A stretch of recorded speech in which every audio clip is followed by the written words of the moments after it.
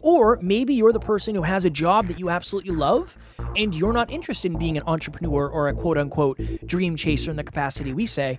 Your relationship will be different than somebody who has two people in the relationship that go do a 9 to 5. It might be a little bit different, right? You make your own schedule. Positive change happens when you express your truth. It's super, super important. Achieving your goals and dreams is already gonna be ridiculously difficult. You might as well not do it alone, because alone it's just not gonna happen. You gotta get support. Next Level Nation, welcome back to another very special, as always, episode of Next Level University, where we teach you how to level up your life, your love, your health, and your wealth. We hope you enjoyed our latest episode, number 1018, What's Harder, Removing Toxic People or Attracting New People? Last week's live Q&A today for episode number 1019, Expressing and Chasing Your Dreams with Your Partner. So I believe, and this is something that I don't think I understood at the beginning of this journey, Alan, and maybe you did because you had studied entrepreneurs longer and dream chasing longer, but I didn't realize that dream chasing while in a relationship was so much different than anything I had experienced before.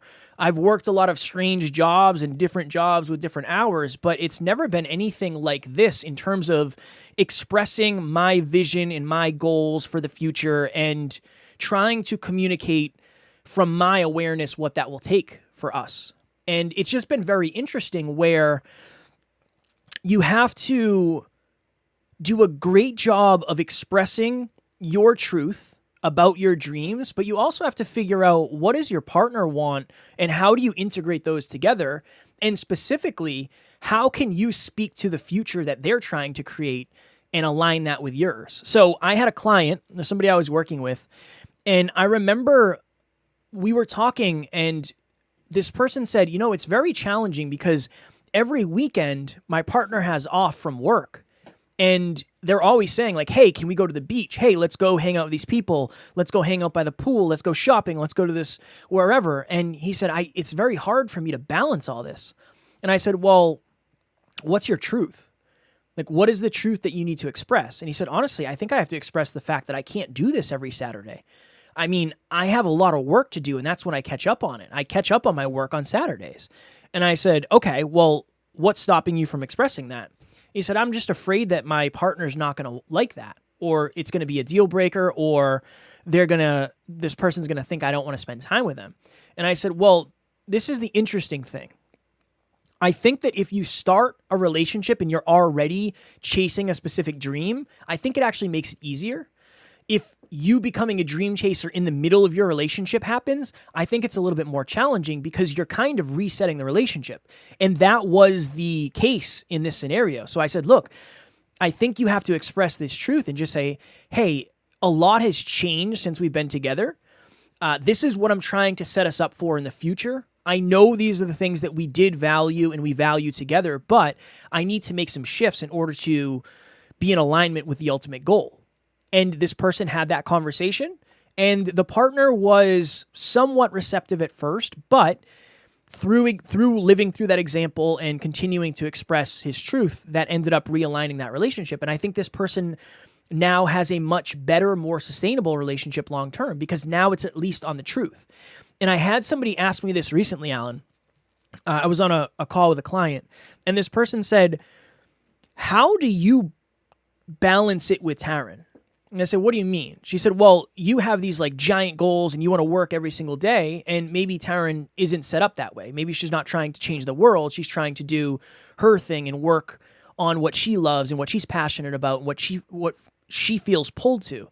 And I said, well, you have to understand, when I started this journey, I was already on this. Like when I started this relationship with Taryn, I was already on this journey. We were already podcasting. It was already the main part of the business. I had left my job. When we got together, we had a very real conversation. And Taryn said, the only thing I ask of you is you promise me you'll never try to make me be an entrepreneur. And I said, consider it done. I said, the only thing I ask of you is please never give me the ultimatum that I have to choose the podcast or you, because I would have to choose the podcast. This this is my mission. This is my purpose in life. And we expressed our goals and our dreams in that moment where Taryn said, this is kind of a non-negotiable for me. I said, this is a non-negotiable for me. Cool. Let's level set. And then let's work our relationship off of that. Now, I'm grateful we did that in the beginning, but we've had many conversations of, hey, babe, I know a lot of people are like going on vacation and they're doing these different things and we're not doing those yet. Here are the reasons why, because we're reinvesting the money in the business, but I promise in a couple years, you'll get all of those things and more, right? Trying to express that version of the truth. Or, hey, I know that we're doing certain things with the money right now and it's in the business, or we're investing in other things when I know you and I want a house, but in the next couple of years, I guarantee that will pay off and it'll be well worth it. And just having those conversations, which oftentimes are uncomfortable, and usually for me have been around money because that's been the biggest thing. But if you don't express your truth to your partner, your family, whoever it is really, you're going to set yourself up for a lot of discomfort, a lot of rapport breaks, because I think sometimes it feels like a surprise of like, wait, I didn't know you wanted that in the future. I didn't know you wanted to live here. I didn't know you wanted to travel this much. So the through line of today's episode is if you have a relationship and you're a dream chaser, your relationship is going to look a little bit different. Your conversations are probably going to be a little bit different, regardless of what side you're on, right? Maybe you're the person who's trying to chart the vision of the future and you're trying to figure out the course and you're saying, this is where we're going to be in 30 years. Or maybe you're the person who has a job that you absolutely love and you're not interested in being an entrepreneur or a quote-unquote dream chaser in the capacity we say. Your relationship will be different than somebody who has two people in the relationship that go do a 9 to 5. It might be a little bit different, right? You make your own schedule. You have to set your own boundaries. So that is our goal to raise your awareness on today. Heart-driven, but no BS, holistic self-improvement for dream chasers. So there's 3 scenarios that Emilia and I have found in relationship talks coaching.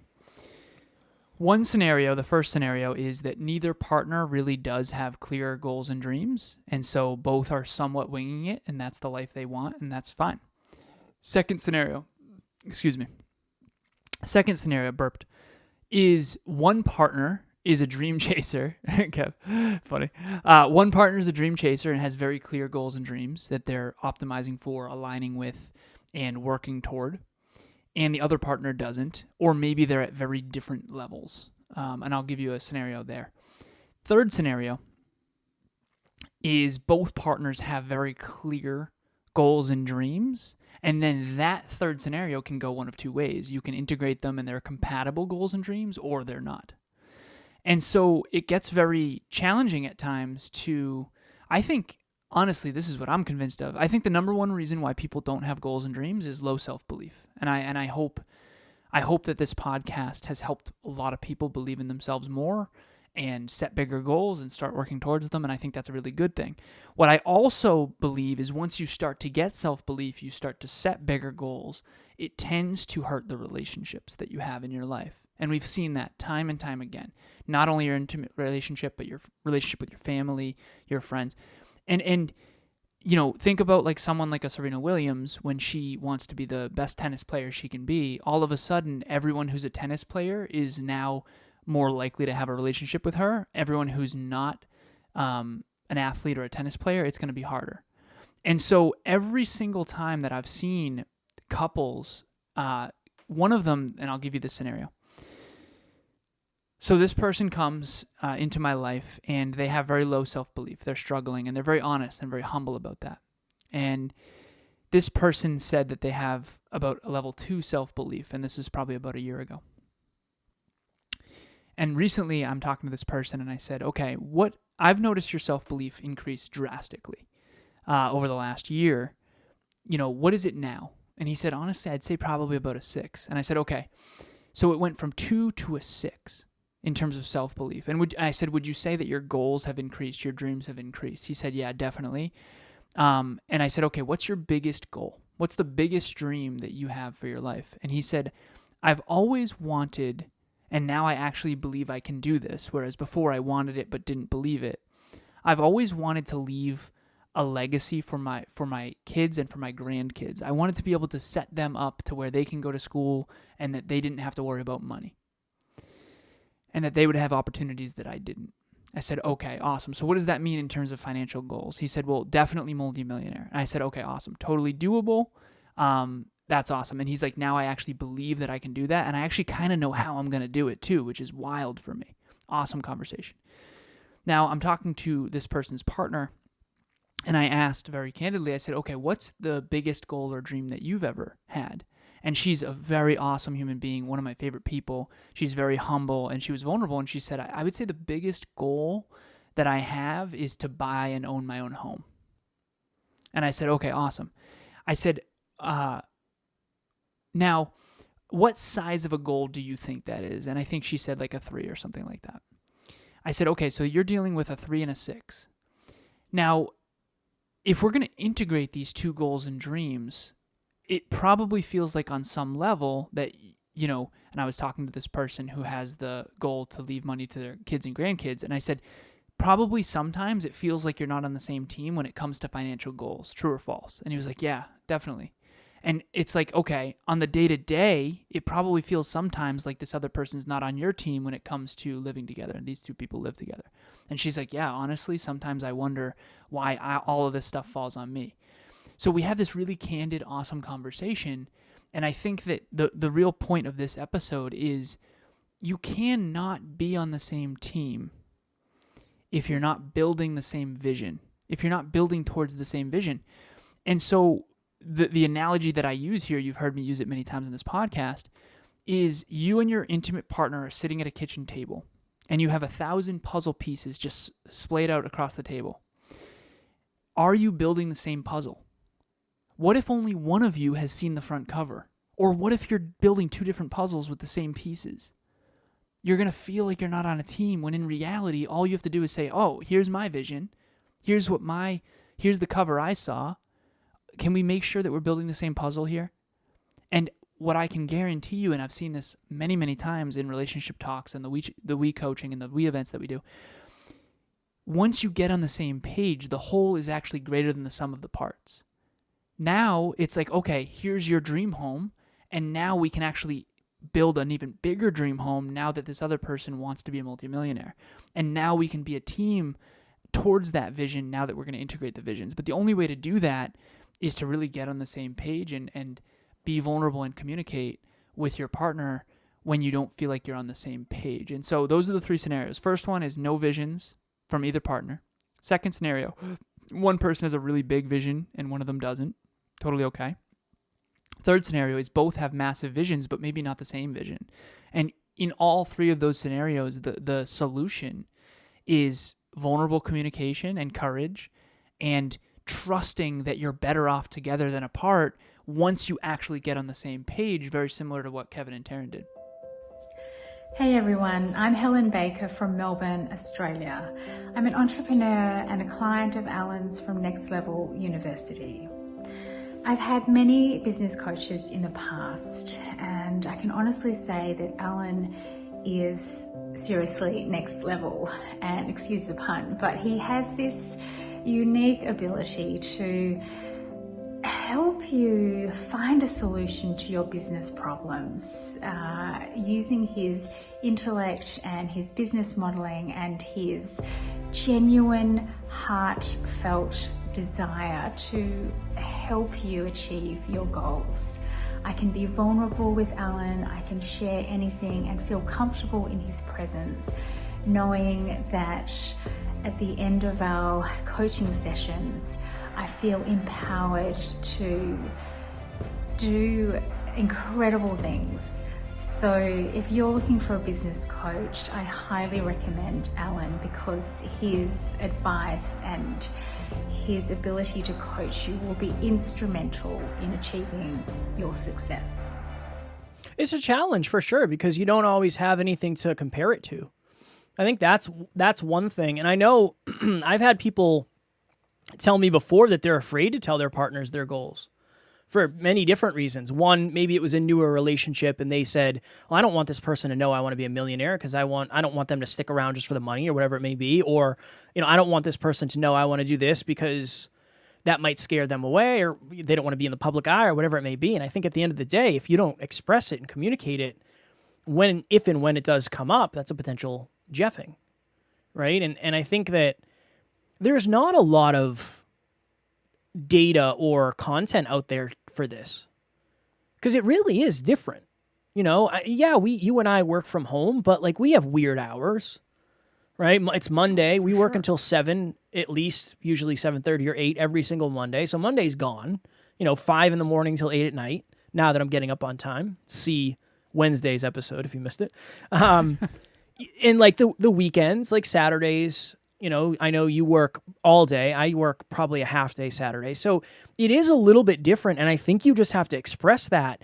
And if you're fearful, just try to tap into the fact that your partner deserves to know. I think that's important, because then you can get your non-negotiables out. I remember when Taryn and I first started dating back, this was years ago before the podcast was a thing, but that's when I was working at that job I was traveling a lot for.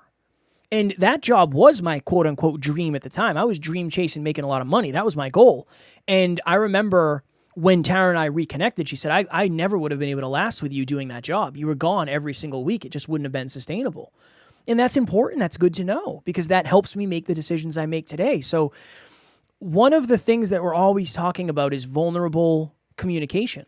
And this is a very, very important one, because as a dream chaser, you're probably going to have to live your life a little bit different, depending on what you're playing for or optimizing for. And if you are with somebody who is a partner, you want to treat them like a partner.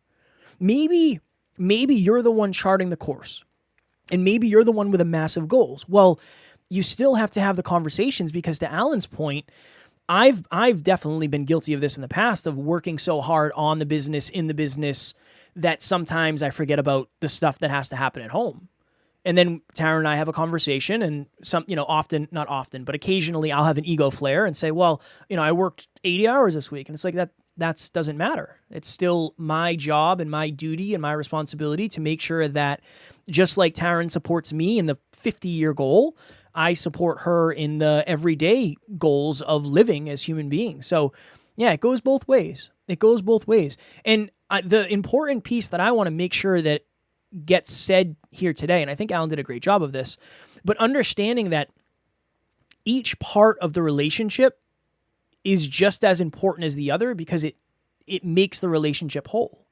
One person might be charting the course years down the line, but somebody's got to keep life together every single day. And I often lose sight of that. It's like, hey, we need blank, we need whatever it is, cat food, cat litter, insert anything. And it's like, oh yeah, never would have thought of that. I never ever would have thought of that. So it's wonderful when it comes to that. And then also the other thing too is, when you express your goals and your dreams to your partner, I think oftentimes it gives them permission to do the same to you.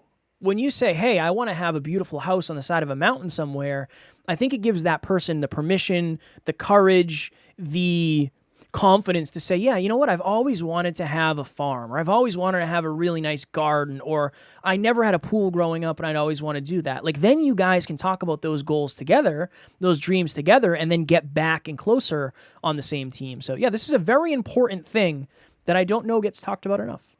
Yeah, and then you can help each other stay accountable. And now you have a bigger reason to achieve those goals, because now it's not just you who wants those things. And it's really, really important to, I think of it as pilot, co-pilot. I know we got to go here, but pilot, co-pilot. So Kevin is the pilot of the podcast, and I'm the co-pilot. When it comes to the business, I'm the pilot and he's the co-pilot. And that's okay. And with Emilia and I, she is the pilot with the plants for sure, because I water even the fake ones when she's gone. Just joking. That's like a funny story. But like, there's certain things that I'm piloting. I'm piloting fitness. I'm piloting finance. I'm piloting, anything math or business. In our business, she's piloting the content and I'm piloting the logistics, right? So I think of it like pilot, co-pilot. Every Sunday we do, she did laundry, I did grocery shopping, right? So it's divide and conquer. It's a beautiful thing. And you're not going to be able to effectively divide and conquer if you're not working toward a vision that you've at least agreed upon in advance. And the slippery slope here is that the vision can change and evolve. And if you get into a partnership or a relationship early on and then you evolve, but you don't communicate that you've evolved, it's going to create all this tension and all these challenges. And then the fear of not wanting to upset your partner is actually what's going to make you drift apart in the long run. I think that's the main thing here. So my most important question, I wrote this down. Which scenario are you in? Are you scenario 1 where neither one of you has clear specific goals and dreams, but maybe that you want to talk about that and like stop winging it and really start to dial in? Scenario 2 is one person having a massive vision for the future and the other person more day to day, and now you can get on the same page about that? Or are you in scenario 3 where you have two massive visions with clear goals and dreams that you need to integrate? I know Emilia was scared to tell me her financial goals when we first got into a relationship because they had always either scared partners or they had gotten starry-eyed about the dollar signs, the type of thing, and she was afraid that it was going to change the way I view her and change the way I view our relationship, and it did, but in a really, really good way. And immediately I started helping her towards those goals. That's the other thing. How can your partner help you towards those goals if they don't know what they are? Yeah. I told Emilia, I said, sweetheart, I am sick and tired of letting myself down in fitness. I saw some old photos of me when I was a fitness competitor, fitness coach, fitness model, and I am not okay with the standard we have set. And more importantly, I said, don't let me put this on you, but I'm living below my standards and I would really appreciate some more support on that. And she was pumped. I mean, now we play basketball together. We go for hikes together. We were doing our mile time on the track the other day. We're going to the gym together. So positive change happens when you express your truth. It's super, super important. Achieving your goals and dreams is already going to be ridiculously difficult. You might as well not do it alone, because alone it's just not going to happen. You gotta get support. Well, and Alan and I, that was what I was going to say in ending, Alan. We've done this single, we've done this dating people, and we've done this in very serious, amazing relationships. And I will say, I didn't always, it's the best. I didn't always believe that you could, maybe balance isn't the right word. You could have both. You can have a successful business and a successful relationship and a healthy, thriving body. That's exactly what the entire purpose of Next Level You is, right? So health, wealth, life, and love is what we talk about all the time. All right. So in the last episode, was it Wednesday's episode, Alan was talking about his coaching. And I feel like I can probably do a good job of talking about Alan's coaching. So I'm going to talk about Alan's coaching for a little bit. I appreciate you. Very, very short. So if you don't know, 5 years ago, 6 years ago, I was just some guy who liked having deep conversations. And Alan came into my life, and we ended up partnering up and just going all in on the Hyperconscious podcast. And every year since then, our money has doubled. Our listens have almost doubled. They haven't doubled the last couple of years because the numbers have been bigger. But one of the biggest reasons is Alan. And I've had a lot of opportunities to have other mentors. I've had people say like, hey, let's work together, let's collaborate. And I've always said no because I know Alan is charting the course. So if you're somebody out there right now who has a business and you want to grow it, I can guarantee that I have not seen anybody nearly as good as Alan. He understands the whole game. He understands you as a human being. And if you want a free call, Alan does free calls with the listeners of NLU, Next Level Business Solutions. It'll change your damn life. Thank you, brother. You're very welcome. That. You're very welcome. Appreciate it. So you want to talk about me a little bit, or you want to maybe reciprocate? Talk about me? No, I'm just kidding. If you have a podcast, if you want to start, grow, or monetize a podcast, no, I know you're joking.